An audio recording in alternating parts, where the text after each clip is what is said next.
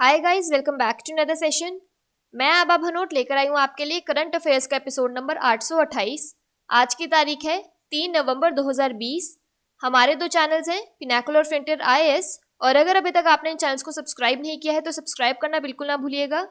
साथ ही साथ इस बेल आइकन को जरूर दबाना है ताकि हमारी आने वाली हर वीडियो की नोटिफिकेशन आपको मिल सके। हमारी दो वेबसाइट्स हैं sscglpinacle.com और baljeedhaka.com, इन दोनों को विजिट करना बिल्कुल ना भूलिएगा। ये सेशन हर रोज सुबह 4 बजे अवेलेबल हो जाता है और वीडियो की एंड में आपसे क्विज के क्वेश्चन पूछे जाते हैं जिनका आंसर आपको कमेंट सेक्शन में जरूर करना है।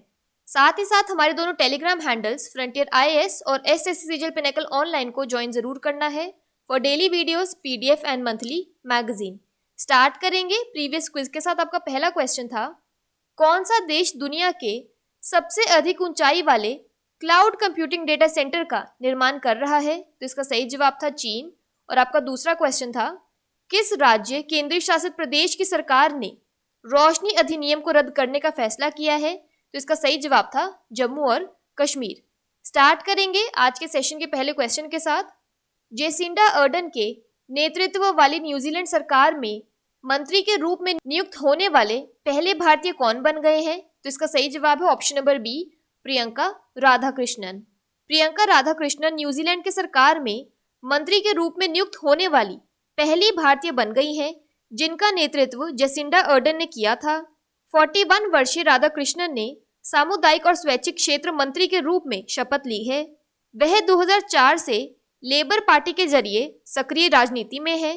वह ऑकलैंड से 2 बार सांसद रह चुकी हैं। उन्होंने लेबर पार्टी के नेतृत्व वाले सरकार के दूसरे कार्यकाल में तत्कालीन जातीय कम्युनिटीज जेनी सेल्सा के निजी सचिव और बाद में सहायक अध्यक्ष के रूप में कार्य किया है। उन्होंने पूर्व सांसद फिल गोल्फ के नीति सलाहकार के रूप में भी काम किया था।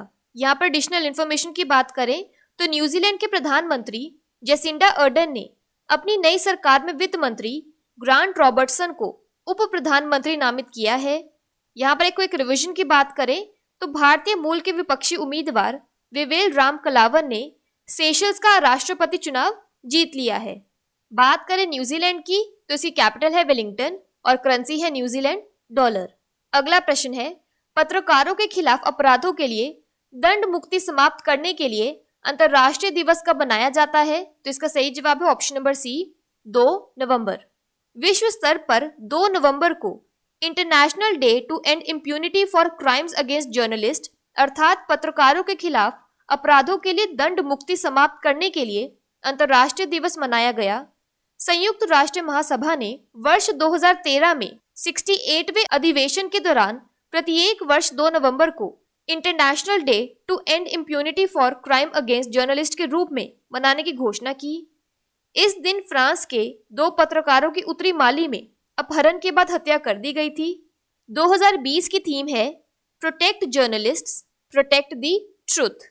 यहाँ पर एक क्विक रिवीजन की बात करें तो विश्व प्रेस स्वतंत्रता सूचकांक 2020 में भारत 180 देशों में से 142वें स्थान पर रहा है, जबकि नॉर्वे पहले रैंक पर और उत्तर कोरिया अंतिम 180वें स्थान पर है। अगला प्रश्न है, किस टेक कंपनी ने प्रोजेक्ट परिवर्तन के लिए हिंदुस्तान एरोनॉटिक्स लिमिटेड HAL के साथ अनुबंध किया है? तो इसका सही जवाब है option number C, Tech Mahindra.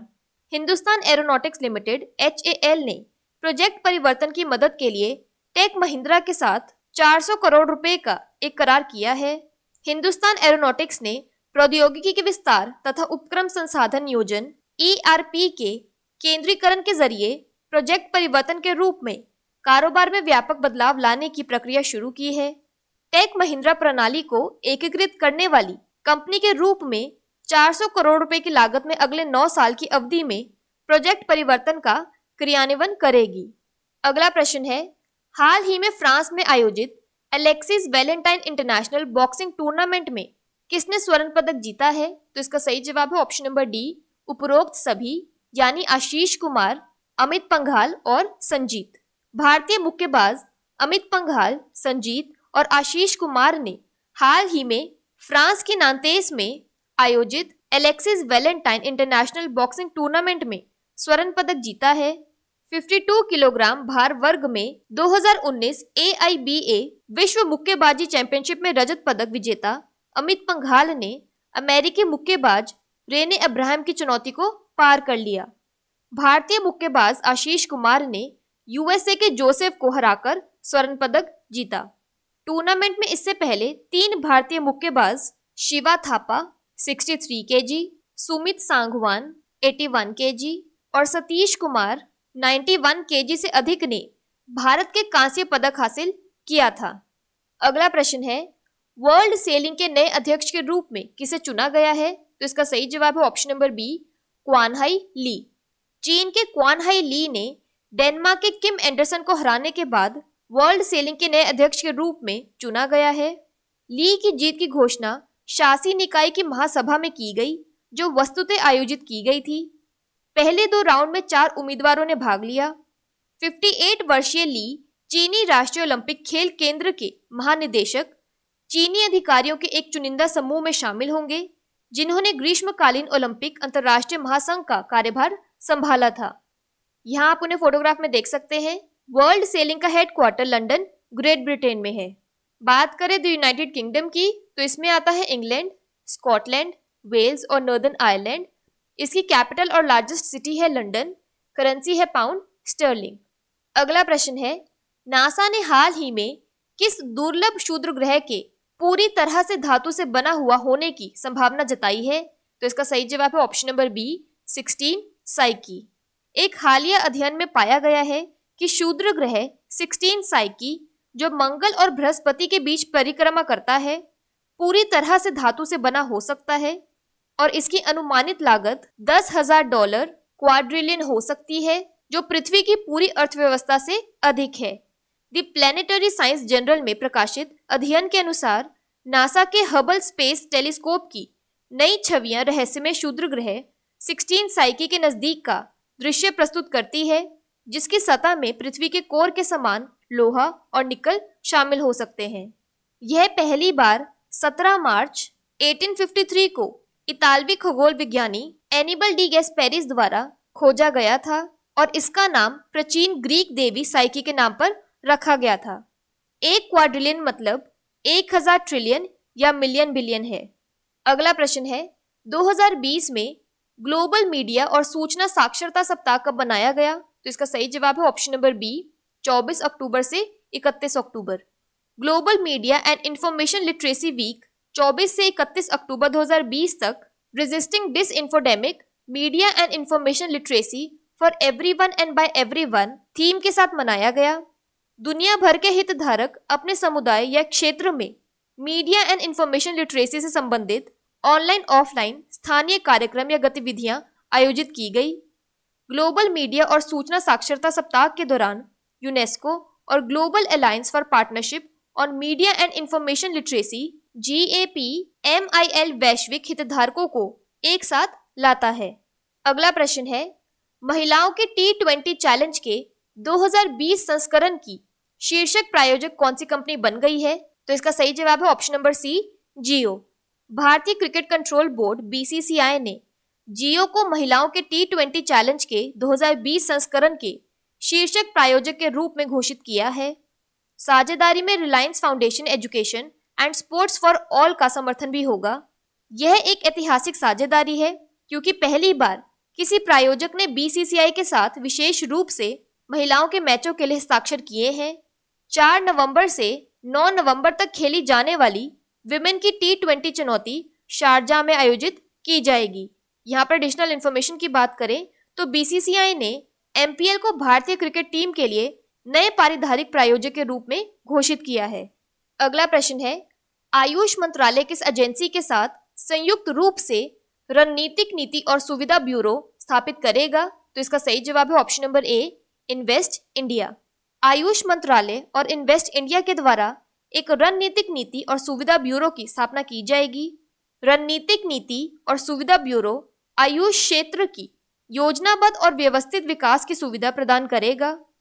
Ayush मंत्रालय के सहयोग से इन्वेस्ट इंडिया एक कार्य योजना बनाएगा और रणनीतिक नीति और सुगमता ब्यूरो के छोटे और दीर्घकालिक लक्ष्य तय करेगा। आयुष मंत्रालय 2014 में स्थापित किया गया था। श्रीपद येसो नाइक वर्तमान में इसके प्रमुख हैं। इन्वेस्ट इंडिया एक राष्ट्रीय निवेश संवर्धन और सुविधा एजेंसी है। यह 2009 में स्थापित किया गया था। यह एक गैर लाभकारी कंपनी है। यह उद्योग और आंतरिक व्यापार, वाणिज्य और उद्योग मंत्रालय के संवर्धन विभाग के अंतर्गत आता है।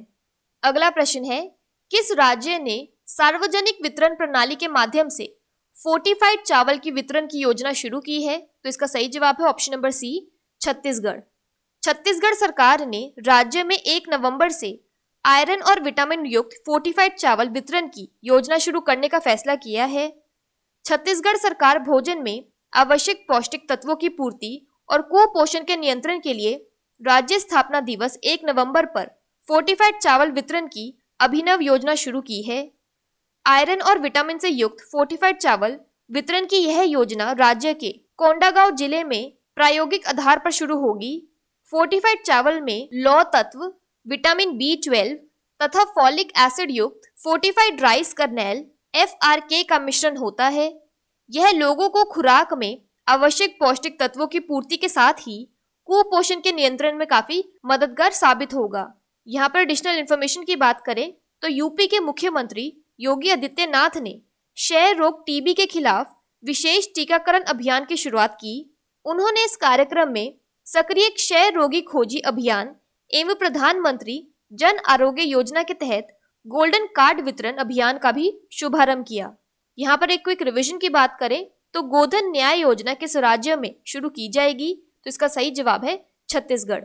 बात करें छत्तीसगढ़ की तो इसके फेमस डैम्स में आता है Minimata Bango dam, Hasdeo river. Thermal power plants में आता है Korba super thermal power plant और Sipat thermal power plant. Tiger reserves में आता है Achanakmar tiger reserve, Udanti Sitanadi tiger reserve और इंद्रावती टाइगर रिजर्व। छत्तीसगढ़ की कैपिटल है रायपुर, गवर्नर है अनुसुईया उइके और CM है भूपेश बघेल। बात कर लेते हैं आज के सेशन के क्विक समरी की। न्यूजीलैंड गवर्नमेंट में पहली इंडियन मिनिस्टर बनी है Priyanka Radhakrishnan. International day to end impunity for crimes against journalist November 2 को मनाया जाता है। प्रोजेक्ट परिवर्तन के लिए HAL ने टेक महिंद्रा के साथ कॉन्ट्रैक्ट किया है। Alexis Valentine international boxing tournament Amit Panghal, Sanjeet और आशीष कुमार ने जीता है। वर्ल्ड सेलिंग के प्रेसिडेंट बने हैं क्वान हाई ली। Rare asteroid made of metal 16 Psyche. Global media and information literacy week October 24 से अक्टूबर 31 तक मनाया गया। विमेंस T20 चैलेंज के टाइटल स्पॉन्सर बने हैं जियो।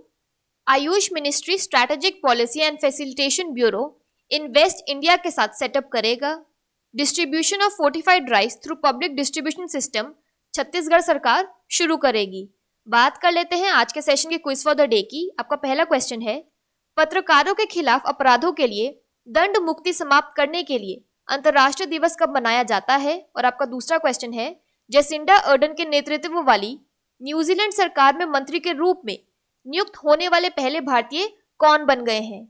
और अगर अभी तक आपने हमारे चैनल को सब्सक्राइब नहीं किया है तो सब्सक्राइब करना बिल्कुल ना भूलिएगा। साथ ही साथ इस बेल आइकन को जरूर दबाना है ताकि हमारी आने वाली हर वीडियो की नोटिफिकेशन आपको मिल सके। हमारी दोनों वेबसाइट्स sscglpinnacle.com और baljeedhaka.com को विजिट करना बिल्कुल ना भूलिएगा। साथ ही साथ हमारे दोनों टेलीग्राम हैंडल्स को ज्वाइन जरूर करना है। Thank you so much.